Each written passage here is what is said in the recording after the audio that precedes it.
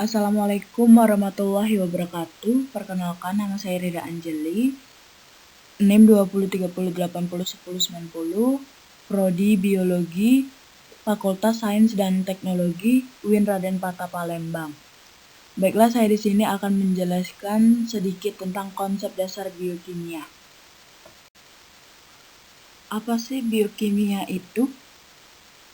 Biokimia merupakan studi tentang susunan kimia sel, senyawa yang menunjang aktivitas makhluk hidup, serta energi yang diperlukan atau dihasilkan.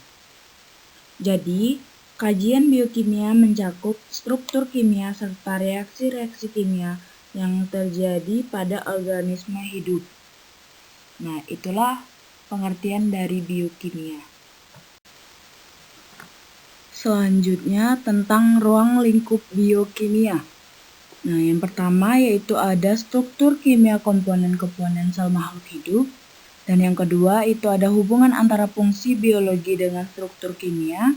Dan yang ketiga metabolisme, totalitas reaksi kimia yang terjadi pada makhluk hidup. Yang terakhir yaitu proses-proses dan substansi kimia yang berhubungan dengan informasi penurunan sifat biologi.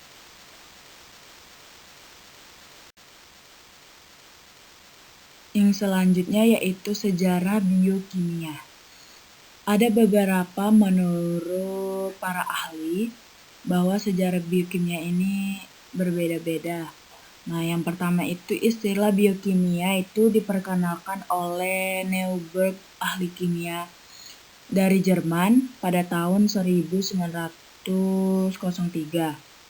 Nah, ada juga dari para ahli biokimia harus membuktikan bahwa komponen kimia makhluk hidup dan makhluk tak hidup sangat berbeda.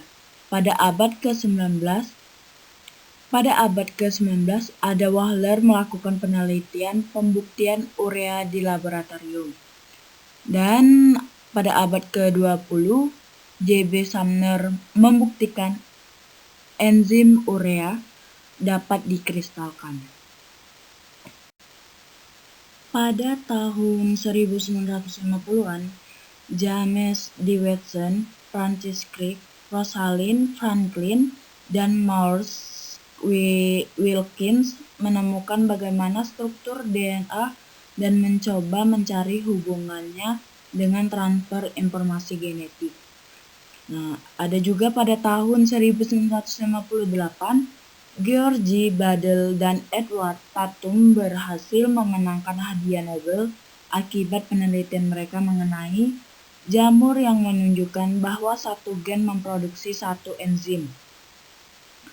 Dan juga ada pada tahun 1988, Colin Pitcock adalah orang yang pertama terbukti melakukan tindakan kriminal melalui bukti DNA.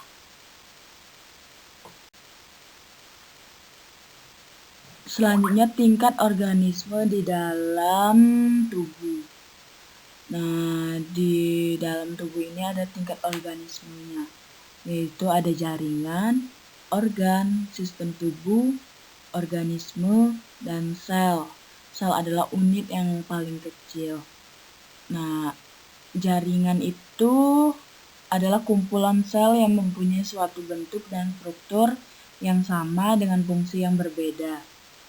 Dan juga ada organ. Organ itu adalah kumpulan jaringan yang memiliki satu fungsi atau lebih. Organ tubuh terbagi menjadi organ dalam dan organ luar.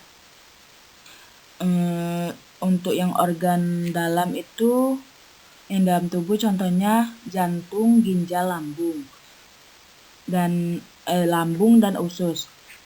Dan untuk yang di luar tubuh itu adalah hidung dan kulit. Selanjutnya ada sistem tubuh. Sistem tubuh ini adalah bagian yang menyusun tubuh manusia. Dan juga ada organisme.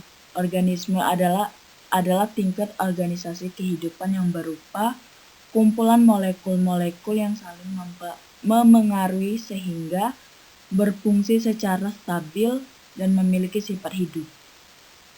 Dan juga yang terakhir yaitu sel.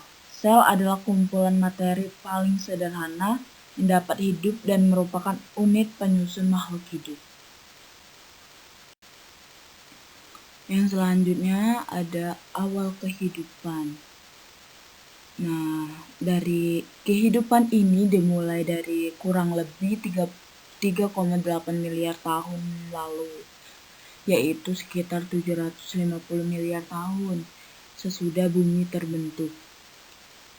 Keadaan bumi saat itu tidak stabil dengan banyak bencana-bencana yang sering terjadi, dan kandungan atmosfer bumi saat itu yaitu oksigen yang sangat sedikit dan gas-gas lainnya seperti karbon dioksida, nitrogen, hidrogen, H2S, dan CO2. Nah, saat itu gas-gas tersebut bersifat sebagai reduktor dan membentuk molekul-molekul organik secara spontan. Organel dalam sel hidup. Organel adalah kesatuan fungsional terbesar yang ada dalam sel. Organel-organel sel terdiri dari yang pertama yaitu membran sel. Membran sel yaitu terdiri antara dinding sel dan sitoplasma. Sifat-sifatnya yaitu komponen penyusun membran sel adalah lipoprotein 60% dan protein 40%. Bersifat semi-permeabel atau permeabilitasnya spesifik untuk komponen tertentu, dan juga mengeluarkan sisa-sisa metabolisme dan sintesis dinding sel. Dan ada yang nomor 2 yaitu dinding sel. Dinding sel yaitu melindungi organel sel. Sifatnya itu kaku, mengandung polisakarida dan peptida. Dan yang ketiga itu inti sel. Inti sel ini untuk informasi genetik atau replika DNA dalam inti. Ya, sifatnya DNA helix, ganda, dan melilit. Nah, dan juga ada nomor 4 itu mitokondria. Mitokondria ini pembentuknya energi oksidasi menghasilkan karbon dioksida dan air. Sifatnya yaitu kaya akan enzim dan mengandung DNA. Nomor 5 yaitu badan Golgi. Badan Golgi ini mengeluarkan produk sel serta aktif dalam pembentukan membran plasma. Nah, ada juga sifatnya yaitu berupa saluran pipi. Dan juga ada RE atau retikulum endoplasma. Retikulum endoplasma ini tempatnya itu sintesis protein dan sifatnya itu berupa saluran pipi. Dan nomor 7 itu ada kloroplas. Kloroplas ini fosforilisasi fotosintetik. Dan ada vakuola. Vakuola ini tempat pembuangan sisa produksi sel. Selanjutnya yaitu ada pembagian biomolekul. Yang pertama itu ada juga garam dan H2O. H2O ini adalah air yang sering mengandung mineral-mineral. Biomolekul sederhana. Biomolekul sederhana ini terbagi menjadi 3 yaitu monosakarida, asam amino, dan asam lemak. Monosakarida ini adalah senyawa karbohidrat dalam bentuk gula yang paling sederhana. Gugus fungsi yang menyusun monosakarida adalah 1 unit aldehid atau keton. Sifat umum dari monosakarida ini itu larut di air, tidak berwarna, dan berbentuk padat kristal. Dan juga ada asam amino. Asam amino adalah senyawa organik yang memiliki gugus fungsi karboksil dan amina, serta rental samping serta rantai samping yang spesifik untuk jenis asam amino. Dan juga ada asam lemak. Asam lemak ini adalah komponen utama penyusun lemak. Asam lemak esensial merupakan asam lemak yang tidak diproduksi sendiri oleh tubuh, namun sangat dibutuhkan. Dan ada yang nomor 2 itu makromolekul. Makromolekul ini terbagi menjadi 3 juga. Ada polisakarida, ada polipeptida, dan juga ada polinukleotida. Polisakarida adalah karbohidrat yang memiliki polimer yang panjang dan tersusun dari ratusan hingga ribuan monosakarida. dan juga ada polipeptida. Polipeptida ini merupakan polimer yang tersusun dari beberapa peptida, hasil pengikat gugus karboksil dengan gugus amino. Dan juga ada polinukleotida. Polinukleotida ini adalah biopolimer yang tersusun atas 13 atau lebih monomer nukleotida yang terkait dalam suatu rantai secara kovalen. Selanjutnya ada organisme tersusun dari senyawa organik dan anorganik. Organik itu terbagi menjadi 4, yaitu ada protein, karbohidrat, lipid, asam nukleat atau DNA dan RNA. Anorganik juga terbagi menjadi 4, yaitu asam basa, garam, H2O atau air. Dari yang organik itu protein. Protein ini adalah senyawa organik yang sekurangnya terdiri atas 1 gugus asam amino dan 1 gugus karboksil. Yang unsur utama pembangun protein ini yaitu karbon, hidrogen, oksigen, dan nitrogen. Ada juga karbohidrat. Karbohidrat ini adalah senyawa organik yang tersusun atas unsur karbon, hidrogen, dan oksigen, yang dilambangkan CXH2Y. Ada juga lipid. Lipid atau lemak ini yaitu senyawa organik yang tidak dapat larut dalam air, tapi dapat larut dalam pelarut organik nonpolar seperti ether dan kloroform. Lemak berfungsi sebagai cadangan makanan dalam tubuh dan pelarut vitamin A, D, E, dan K. Dan asam nukleat, yaitu ada DNA dan RNA. DNA itu merupakan sebuah polimer yang terdiri dari satuan-satuan berulang yang disebut nukleotida. Tiap-tiap nukleotida terdiri dari 3 komponen utama, yakni gugus fosfat, gula deoksiribosa, dan basa nitrogen atau nukleobasa. RNA itu molekul polimer yang terlibat dalam berbagai peran biologis dalam mengkode, dekode, regulasi, dan ekspresi gen. Selanjutnya itu anorganik. Anorganik itu ada asam. Asam itu adalah zat yang dalam air melepaskan ion H+. Dan juga ada basa. Basa itu zat dalam air melepaskan ion OH-. Selanjutnya itu ada biomolekul dan organel sel hidup. Di sini sudah dijelaskan apa itu biomolekul. Biomolekul adalah semua senyawa yang terdapat di dalam sel hidup yang mengadakan interaksi yang terarah dan teratur sehingga menampakkan ciri hidup. Ada juga susunan kimia dan sifat selektif sel hidup. Hasil analisis komposisi kimia jasad hidup dalam persen berat. Di sini sudah terlihat di dalam tabel yang sangat banyak mengandung air itu ragi dan juga yang paling banyak mengandung karbohidrat atau mengonsumsi karbohidrat itu tanaman. Ada di tanaman dan juga ada di protein itu untuk hewan, lemak di hewan juga, abu itu manusia. Komponen penyusun makhluk.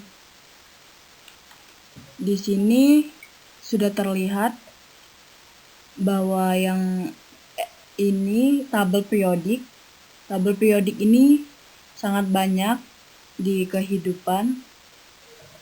Untuk yang gambar garis pink ini yaitu elemen yang besar, dan untuk garis yang kuning itu yaitu elemen yang kecil. Fungsi biomolekul. Di sini sudah tertera ada protein. Protein ini itu digunakan juga untuk enzim, alat transport, antibodi, hormon, dan juga ada asam nukleat. Asam nukleat ini ada juga untuk faktor genetik, senyawa keenzim, molekul pembawa atau penyimpan energi, berperan dalam biosintesis protein. Ada juga lemak atau lipid. Lemak lipid ini untuk pembentukan membran sel, hormon, sumber energi. Jadi, jangan terlalu takut jika kita mengkonsumsi lemak. Ada juga karbohidrat. Karbohidrat ini sumber energi. Untuk sumber energi dan energi cadangan, juga untuk komponen struktur membran sel dan dinding sel.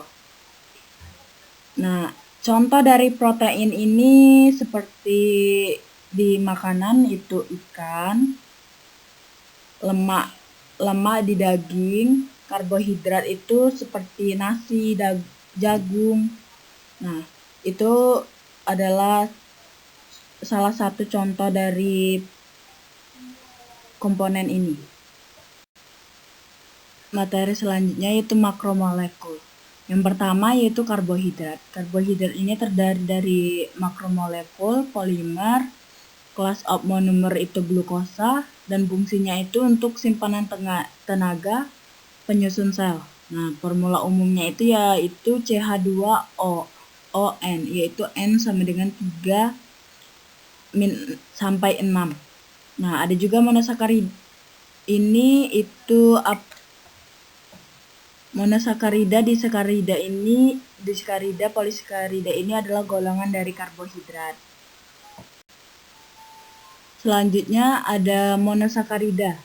Monosakarida ini memiliki satu gula dan glukosa dan fruktosa.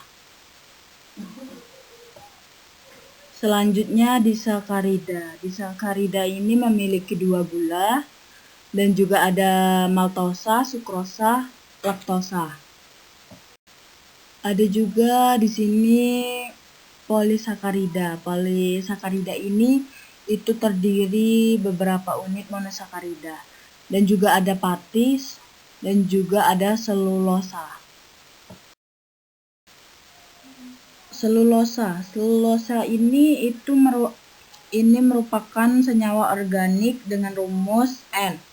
Sebuah polisakarida yang terdiri dari rantai linear dari beberapa ratus hingga lebih dari 10.000 ikatan unit D-glukosa.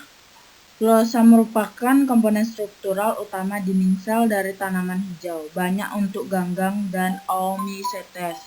Nah, selulosa ini ternyata bentuknya seperti ganggang dan Oomycetes.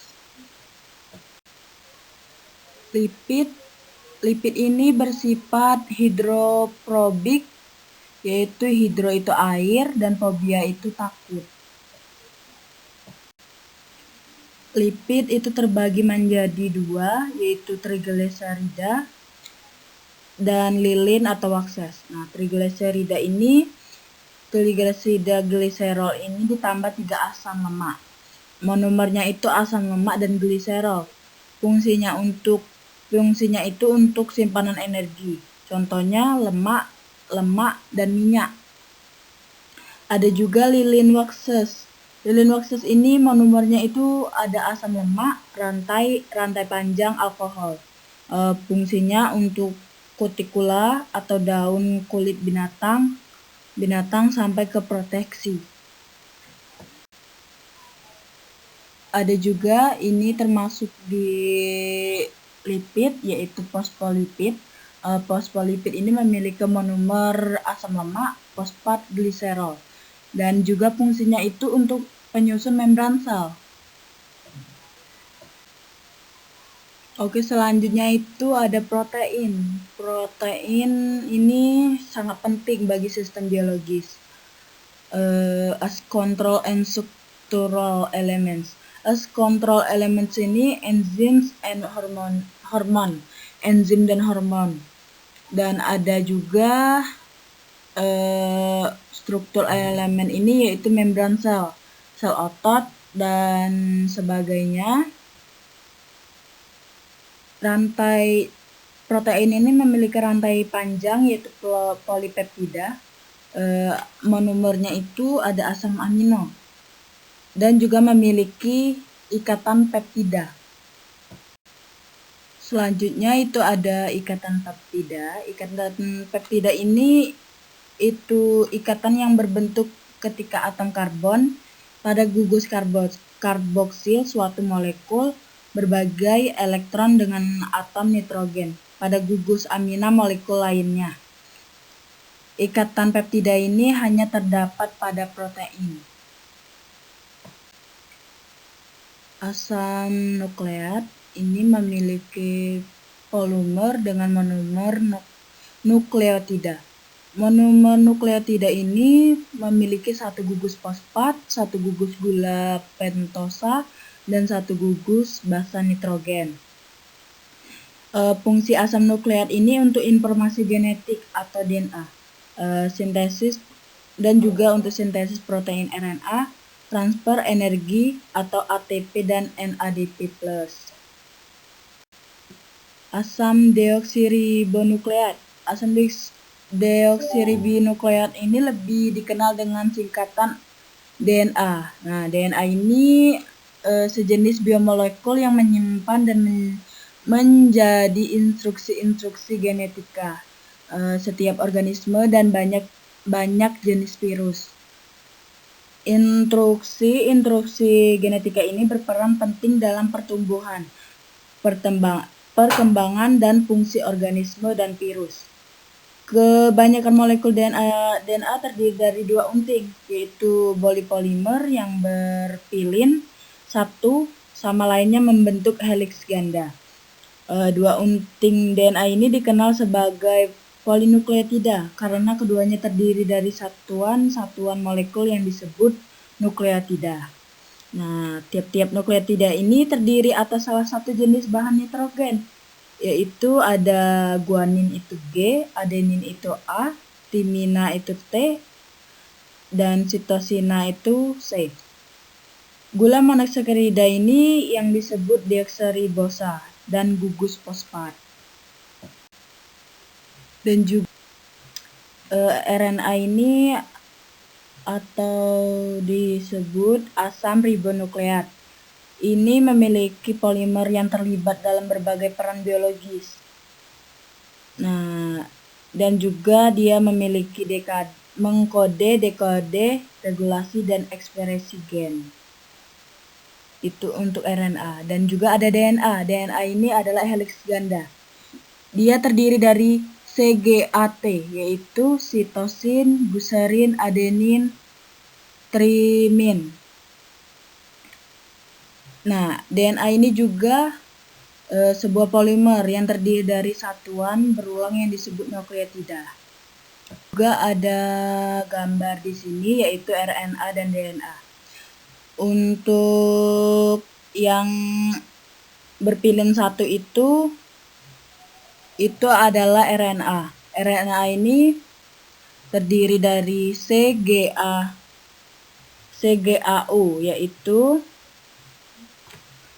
sitosin, guserin, adenin, uracil. Nah, ini RNA ini juga sebagai materi terakhir itu asam ribonukleat. RNA asam ribonukleat ini merupakan polimer yang tersusun dari sejumlah nukleotida. Setiap nukleotida ini memiliki satu gugus fosfat, satu gugus pentosa, dan satu gugus basa nitrogen atau basa N. Nah, polimer ini tersusun dari ikatan berselang-seling antara gugus fosfat dari satu nukleotida dengan gugus pentosa dari nukleotida yang lain.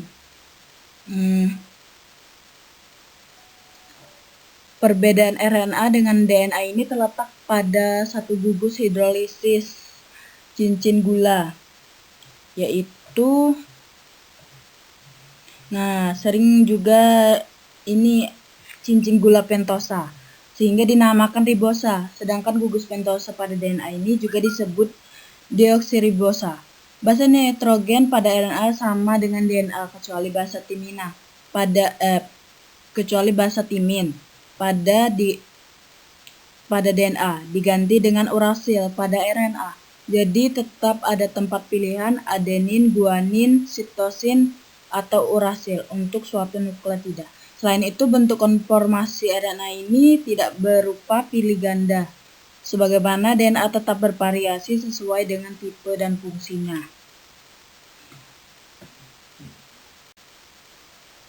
Oke, terima kasih, materinya sudah selesai. Sampai di sini saja. Mungkin banyak sekali kekurangan dari penjelasan saya. Saya sangat-sangat minta maaf dan semoga penjelasan saya ini bermanfaat untuk kalian semua. Terima kasih, saya akhiri. Wassalamualaikum warahmatullahi wabarakatuh.